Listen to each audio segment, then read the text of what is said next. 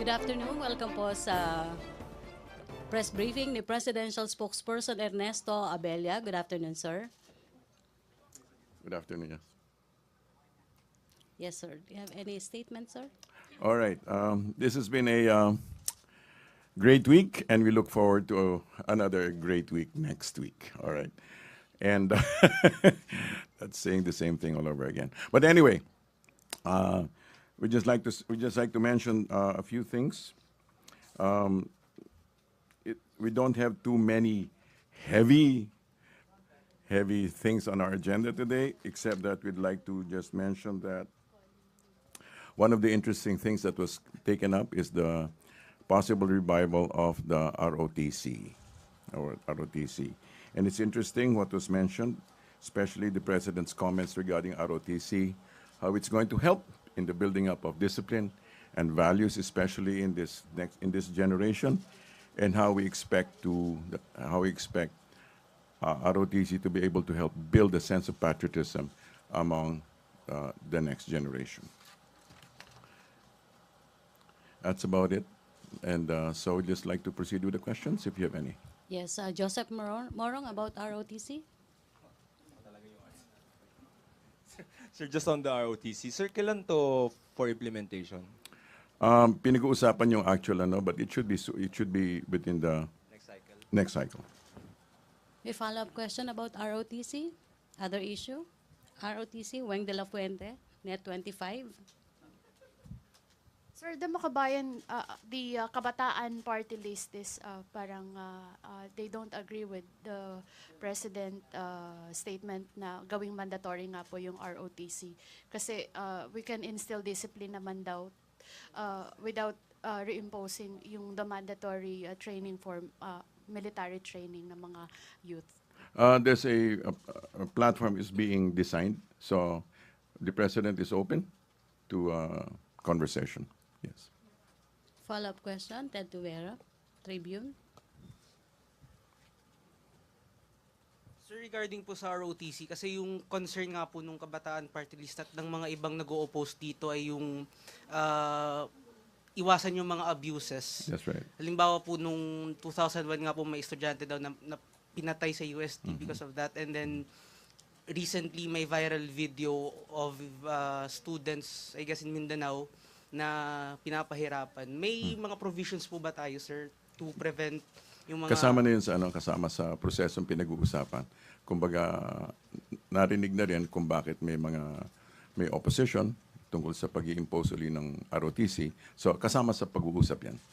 But definitely, ang emphasis ng Presidente is how ROTC basically is a platform for helping build a sense of patriotism into the people, into the next generation specifically. Sir, sino po nag-initiate na ito, sir, na muling ibalik yung ROTC?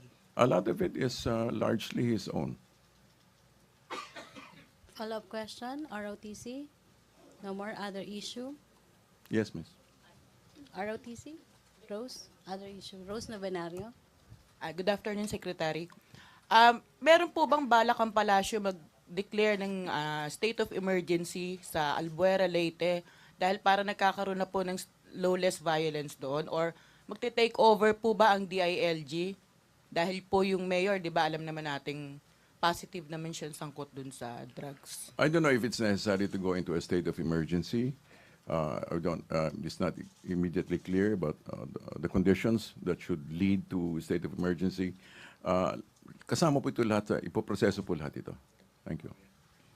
Follow-up about drugs. Mia, TV5, to be followed by Joseph Molo. Sir, on the bidding process, sir, it was mentioned by the President yesterday that he will be the one to choose, or may process pa din yun, sir? Bidding process? Yes, sir. I think binanggit lang talaga. I think the one that he really made specific, he made a specific reference to was the fact that it's not necessary that if you have the lowest bid, that is the best bid. So, kumbaga, the whole bidding process he's not entirely changing the whole bidding process, but simply addressing the fact that that just because you submit the lowest bid doesn't necessarily mean that you have the best bid. In other words, he's stressing quality. He's stressing the quality of the bids. He's elevating the whole process of service contracts. Okay, doon muna tayo sa drugs. Joseph Morong. So yung shoot to kill order and shoot on site orders, some are saying maybe it's illegal. Ano yung legal basis for that?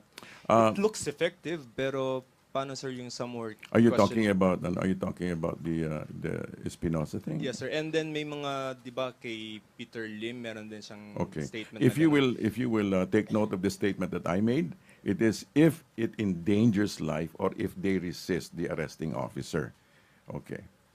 So hindi meron pong pinagbabasihan niya, may pinagagalingan yan. Okay. Pero sir, it's not illegal.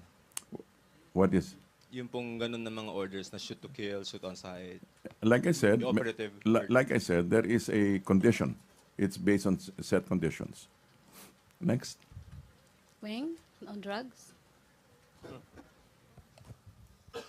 Sir, without going personal against Senator Laila de Lima, how does the president reacted to her privilege speech yesterday and calling for the Senate probe on the extrajudicial killing? Will the government participate, the executive participate in this investigation?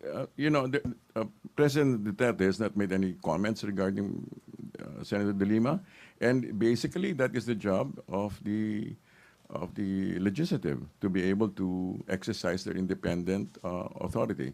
So they're welcome to make the necessary investigations as they see fit. Dexter Ganibe? Magandang hapon, Secretary. Yes, sir. Napag-usapan doon sa 4th Cabinet Meeting yung pangalan ng mga local chief executives na involved sa droga.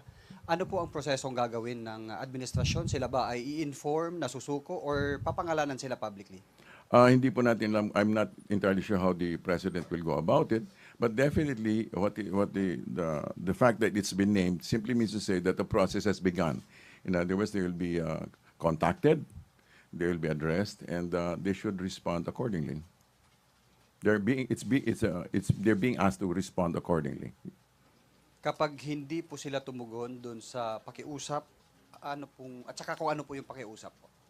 Basically yung katulad nung nangyayari nga na ina-address sila kasi kumbaga parang pinapaalam sa ilang tao na alam na yung kanilang kalagayan. So they're being asked to respond accordingly. So we'll just wait for them to respond. Okay, thank you. Question on drugs? Tina? Philippine Star. Good afternoon, sir. Yes, ma'am. Considering na itong mga at least 27 local executives, hindi ba sakop din ng DILG to at least call for their suspension? That's part of or- that's part of the process. Okay, that's part of the process. If it will be addressed through the DILG or what. Okay. What is clear right now as they were already tagged in the order of battle of the intelligence Well, units what of the is- armed forces and the PNP. No names have actually been mentioned, right? No names have actually been publicly mentioned. We're simply saying that we're calling the attention of certain people who are thought to be in government positions who are engaged in this, that they should respond accordingly. Okay, but nobody has been named publicly. Right? Nobody has been named publicly. On drugs? Ina, on drugs? No. Joseph Morong then Sir, Mia. if and when the announcement is made, does that mean that those who are named are positively involved in illegal drug trade? It simply means to say that they have been identified as being linked with drug trafficking. And then can they go to the president to surrender? Because mukhang ganun, sir, yung some Well, of the just names. as long. Well, Yeah. That Well, is it is their call to respond as they see fit. Okay. Just as long as there is a appropriate response from them. Okay. Mia, TV5. Sir, follow up on that question. Yes. Sir, we know that the president will be the one to name these local executives, sir, the 27 names. Whatever, numbers, but yeah. at least can you give us a glimpse, like from what provinces they are, mayors, governors? It's not my call. It's the president's call. It's his prerogative to name them. Like from what provinces are they? Sir? As I said, Janet? it's his prerogative to name them. Thank May you. follow up pa about drugs? Ina, Andolong? Sir, when the CNN? president previously named the generals also Yes. linked to the illegal drug trade, he right then and there ordered the immediate relief of those, at least the active generals. All right. dito sa local officials, at least if sitting officials will be named, can we expect the DILG to implement a similar sanction If and when, immediately? if and when, the ALG will respond in kind. In other words, an appropriate response from the ALG will be demanded. Dexter Ganive? Follow-up lang, Secretary. Yes. Yung binabanggit nyo na mayroon ng communication doon sa mga local chief executive na napag-usapan doon sa 4th Cabinet meeting, nagbigay din ba ang Pangulo ng ultimatum o palugit para sila ay sumuko sa otoridad o magbigay ng kanilang... You're asking for a timeline? Yes, sir. Wala naman timeline na nasabi, except that, syempre, pag na-address ka na, it is expected that you respond promptly. Promptly, yes. Okay, ibang issue na or drugs pa? Weng de la Fuente, Net 25. Sir, kung information pa lang and no official charges against these local officials, hindi ba government is subjecting them to trial by publicity? Hindi po naman siguro, it's not trial by publicity, except that they're simply being called. Their attention is being called. Okay? All right. Di ba parang pag nabanggit ho yung pangalan nila, it's gano'n na lang if they are not charged formally. Parang walang They're actually being given the chance to clear their names. Sir, another on the issue of extrajudicial killings, may international group, human rights organizations calling other international human rights organizations to urge the government to stop violence and extrajudicial killing. May we get your reaction on that? I don't have a personal comment on that, but they're very free.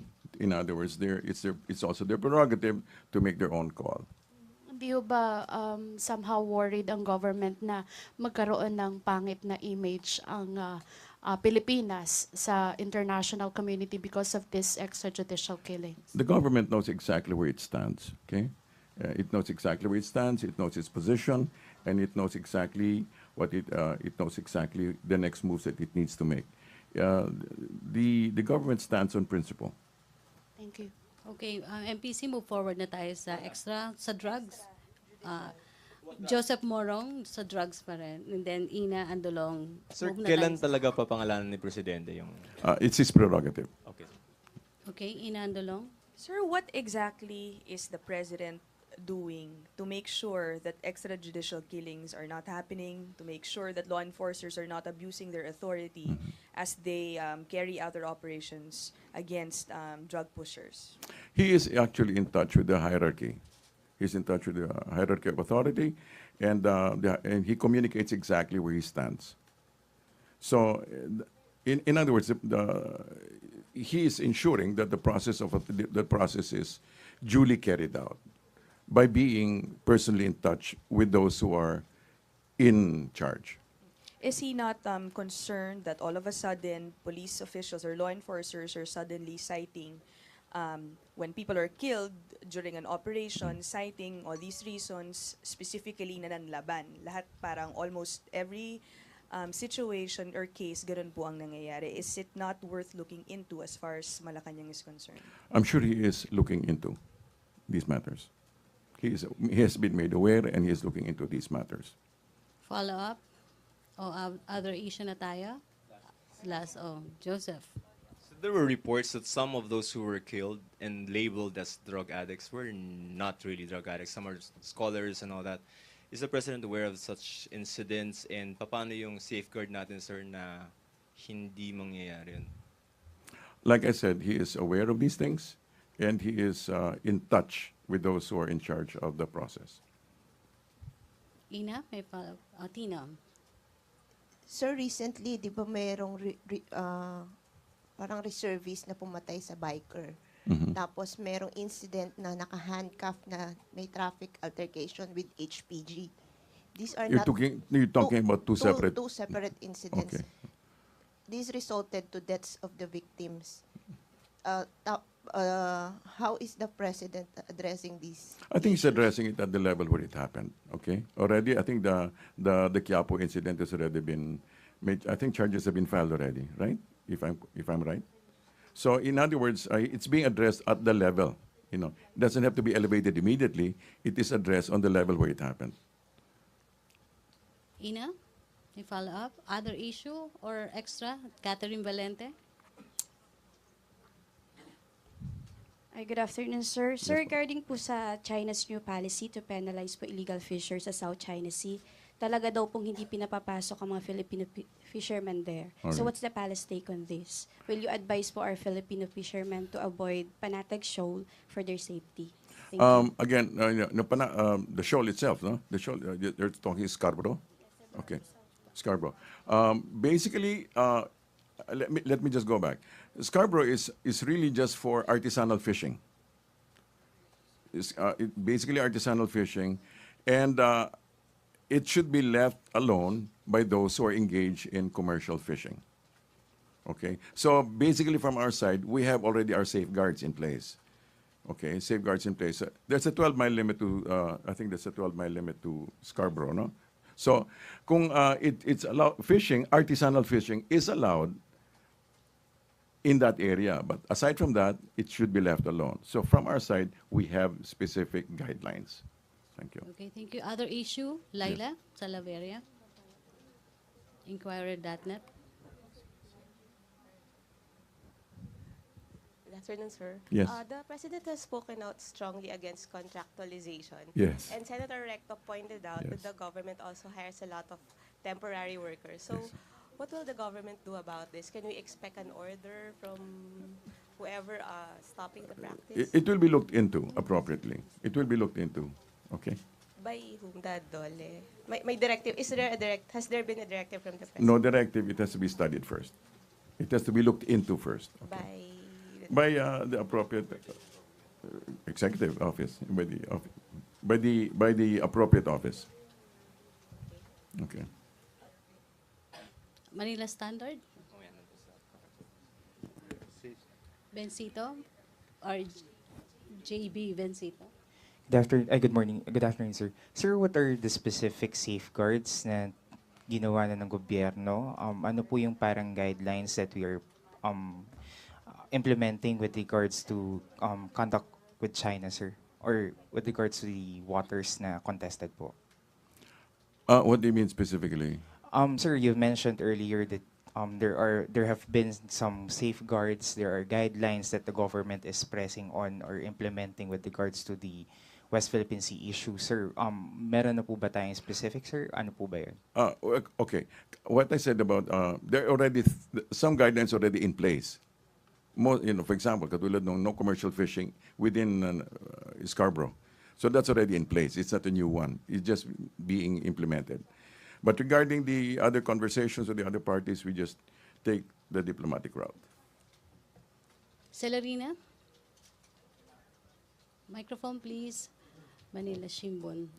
Celerina Del Mundo. So, sir, clarification lang regarding dun sa South China Sea sa Scarborough. So, yung hindi commercial fishing vessels, like for instance, yung mga small fishers, Wala they pong could small still- fishers doon. That is So- too far out. Mhm. So the only ones going that direction are really commercial fishers.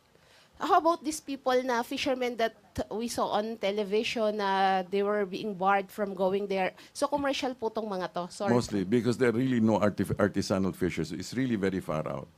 So, in effect, we're not allowing our fishermen to go there. It's not that we're not allowing a fisherman to go there. We're simply saying that there are certain kinds of fishermen who are allowed and who should be there and can fish inside. Those are the artisanal fishers.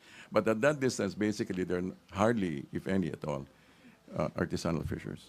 So, meaning, sir, yun yung mga previous fishermen natin na who used to fish there, they could no longer go there.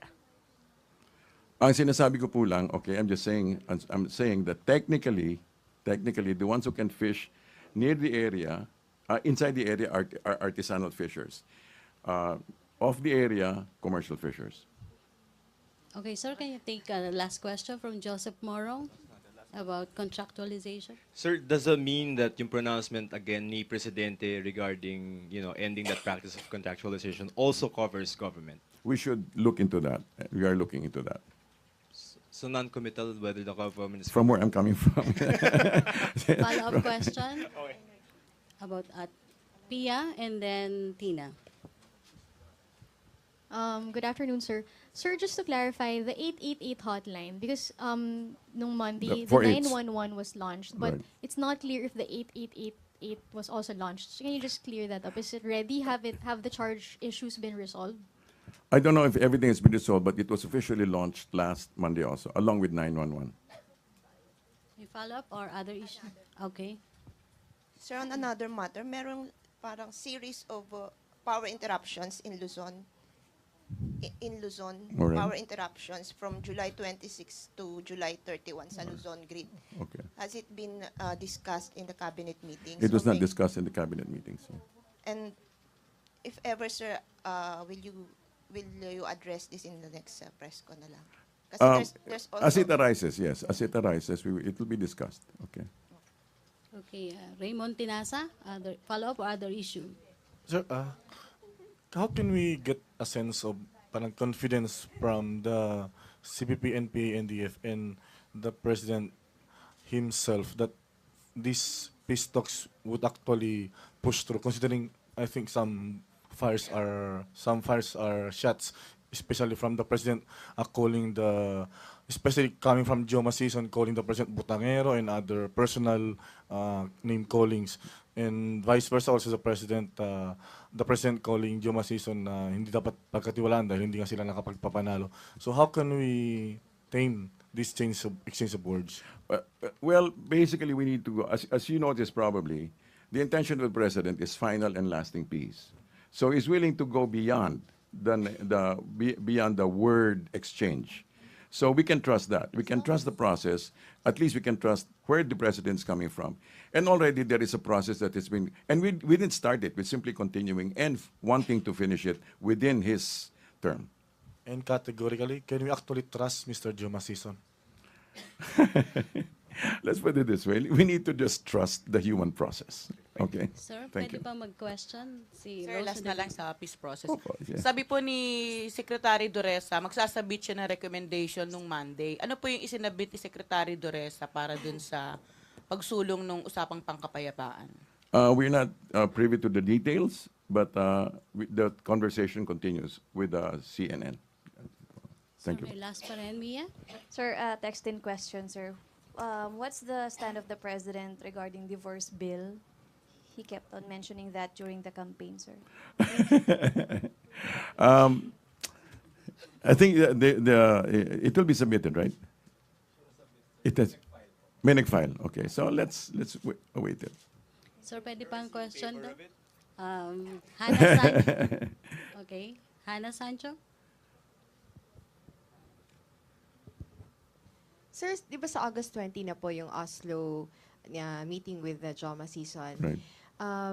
Ang wino-work out po, kaya minove po ng August 20 is para may makasama na dun sa mga political detainees na i-release. Yes.